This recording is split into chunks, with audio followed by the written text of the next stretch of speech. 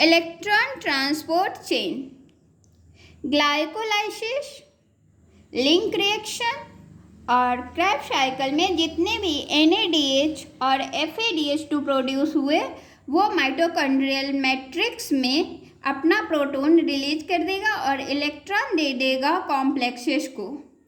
Complexes में होते हैं हाइड्रोजन कैरियर और इलेक्ट्रॉन कैरियर। जब वो इलेक्ट्रॉन कैरियर्स के थ्रू डाउन स्ट्रीम मूव करेगा तो उससे एनर्जी रिलीज होगी। उस एनर्जी का यूज करके हाइड्रोजन कैरियर दो प्रोटॉन माइटोकॉन्ड्रियल मैट्रिक्स से उठाकर इंटरमेम्ब्रेन स्पेस में डाल देगा।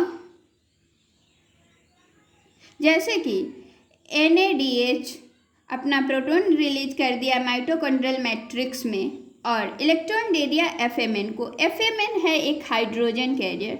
सबसे पहले याद करें कि पूरे इलेक्ट्रॉन ट्रांसपोर्ट चेन में FMN और UV-Q-नॉन है हाइड्रोजन कैरियर, बाकी सब के सब है इलेक्ट्रॉन कैरियर। तो इलेक्ट्रॉन मिला FMN को। FMN इस मौके का फ़ायदा उठाकर दो प्रोटॉन मैट्रिक्स से उठाकर अपने में जोड़ लिया और बन गया FMNH2।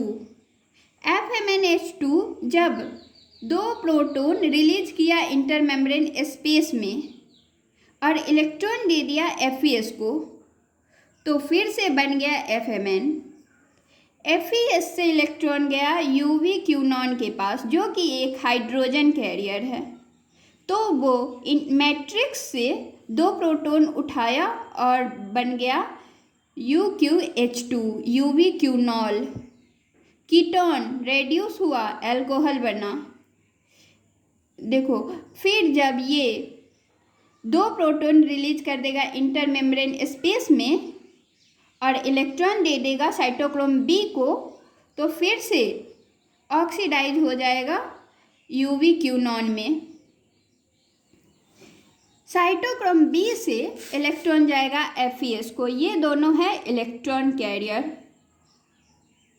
UV-Q-नॉन को इलेक्ट्रॉन आया, वो दो प्रोटॉन एक्सेप्ट कर लिया मैट्रिक्स से और फिर से बन गया UV-Q-नॉल। UV-Q-नॉल जब दो प्रोटॉन रिलीज करेगा इंटरमेम्ब्रेन स्पेस में और इलेक्ट्रॉन दे देगा साइटोक्रोम C1 को तो वो कन्वर्ट हो जाएगा UV-Q-नॉन में। UV-Q-नॉन में ये कन्वर्ट हो गया और साइटोक्रोम C1 से इलेक्ट्रॉन आ जाएगा साइटोक्रोम C को। साइटोक्रोम C एक मोबाइल इलेक्ट्रॉन कैरियर है जो कि मेम्ब्रेन पे लैटरली मूव कर सकता है।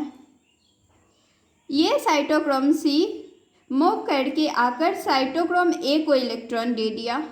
साइटोक्रोम A से इलेक्ट्रॉन आया साइटोक्रोम A3 के पास। साइटोक्रोम A3 से इलेक्ट्रॉन जाएगा फिर से माइटोकॉन्ड्रियल मैट्रिक्स में और माइटोकॉन्ड्रियल मैट्रिक्स में जाकर ये दो इलेक्ट्रॉन दो प्रोटॉन एक्सेप्ट करेगा और हाफ ऑक्सीजन मॉलिक्यूल को एक्सेप्ट करके बना लेगा H2O जिसे हम मेटाबॉलिक वाटर बोलते हैं। माइटोकॉन्ड्रियल मैट्रिक्स में जो वाटर बनता है वो मेटाबॉलिक वाटर होता है। तो इन सारे इलेक्ट्रॉन खेलने का एक ही मकसद था कि मैट्रिक्स और इंटरमेम्ब्रेन स्पेस के बीच में प्रोटॉन का कंसंट्रेशन ग्रेडियंट क्रिएट करना। तो यहाँ पे हम दो प्रोटॉन यूज कर लिए मेटाबॉलिक वाटर बनाने के लिए। दो प्रोटॉन यहाँ से इंटरमेम्ब्रेन स्पेस में डाले, दो प्रोटॉन यहाँ से डाले इंटरमेम्ब्रेन स्पेस में और दो प्रोटॉन यहाँ से डाले। तो दोनों के बीच में प्रोटॉन का कंसंट्रेशन ग्रेडियंट क्रिएट हो गया ना। इंटरमेम्ब्रेन स्पेस में ज़्यादा प्रोटॉन हो गया और मैट्रिक्स में प्रोटॉन का अमाउंट कम गया। जब ये प्रोटॉन अपने कंसंट्रेशन ग्रेडियंट के कारण कॉम्प्लेक्स 5 के थ्रू मूव करेगा तो कॉम्प्लेक्स 5 के F1 पार्ट पे होता है ATP सिंथेटेज एंजाइम। और प्रोटॉन के हाई एनर्जी मूवमेंट के कारण F1 पार्ट में होता है कन्फॉर्मेशनल चेंज, जिससे एटीपी सिंथेटेज एंजाइम एक्टिव हो जाएगा। जैसे ही एंजाइम एक्टिव होगा एडीपी एक इनऑर्गेनिक फॉस्फेट जोड़कर बन जाएगा एटीपी।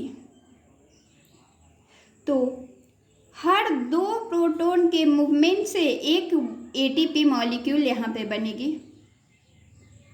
तो देखो हमारे इस इलेक्ट्रॉन ट्रांसपोर्ट चेन में टोटल कितना NADH था और कितना ATP बना।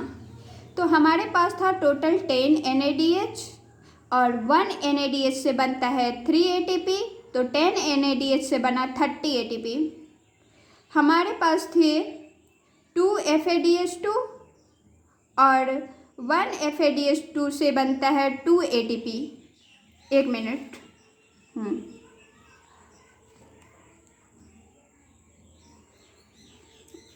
2 ATP 1 FADH2 से बना, तो 2 FADH2 से बनेगा 4 ATP। तो इलेक्ट्रॉन ट्रांसपोर्ट में हमें टोटल मिला 34 ATP और 4 ATP हमें पहले से SLP में मिला था। 2 ATP मिला था ग्लाइकोलाइसिस में SLP और 2 ATP मिला था क्रैब साइकिल में SLP। तो 4 ATP हो गया। 30 ATP plus 4 ATP plus 4 ATP, net ATP मिला 38। लेकिन किसी किसी सेल में 36 ATP ही नेट प्रोड्यूस होता है। पूछोगे वो क्यों? तो ये ग्लाइकोलाइसिस में जो NADH प्रोड्यूस हुआ उस NADH को माइटोकॉन्ड्रिया के मैट्रिक्स में पहुंचाने के लिए 2 ATP खर्च हो जाता है। तो 38 माइनस 2 36 ATP नेट मिलेगा, किसी किसी सेल में, सारे सेल में नहीं। तो इस कॉम्प्लेक्स का नेम देख लो। अब कॉम्प्लेक्स 1 का नाम है NADH डिहाइड्रोजिनेज, कॉम्प्लेक्स 2 का नेम है सक्सिनेट डिहाइड्रोजिनेज, क्योंकि सक्सिनिक एसिड जब रेड्यूस हुआ था तो बना था FADH2, तो इसलिए इस कॉम्प्लेक्स का नाम है सक्सिनेट डिहाइड्रोजिनेज। कॉम्प्लेक्स 3 का नाम है साइटोक्रोम BC1, साइटोक्रोम BC1। इसे साइटोक्रोम C रिडक्टेज भी बोला जाता है। कॉम्प्लेक्स 3 को साइटोक्रोम C रिडक्टेज भी बोला जाता है।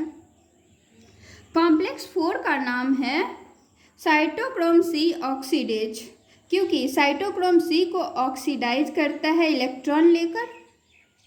और कॉम्प्लेक्स 5 का नाम है ATP सिंथेटेज, क्योंकि यहाँ पे ATP सिंथेसाइज होता है और इसे F0 F1 पार्टिकल्स भी बोला जाता है। Thank you.